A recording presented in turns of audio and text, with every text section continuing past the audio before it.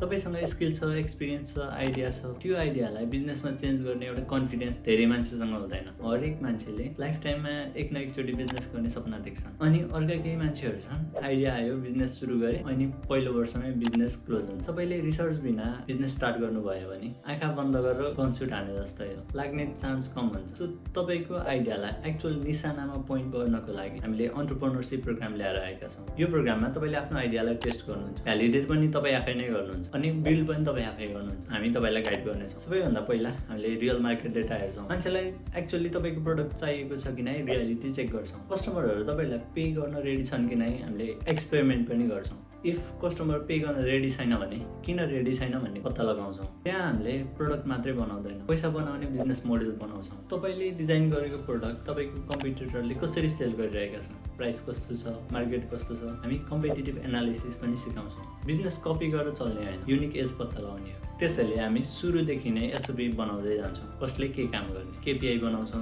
Business चाहिँ business owner बिना चल्नुपर्छ, यो चाहिँ मेरो धारणा। तपाईँले यस्तो सिस्टम बनाउनु पर्यो जुन सिस्टमले चाहिँ बिजनेस चलाओस्। हामी थुप्रै फ्रेमवर्कहरूमा बसेर काम गर्छौँ, एउटा यस्तो बिजनेस जुन आज मात्रै होइन वर्षौँसम्म चल्छ। यो भिडियो सेभ गर्नुहोस्, हामीलाई फलो गर्नुहोस्, र बिजनेस स्टार्ट गर्दै हुनुहुन्छ भने कमेन्ट गर्नुहोस्। हामी तपाईँलाई फ्री कन्सल्टेसन पनि गर्छौँ।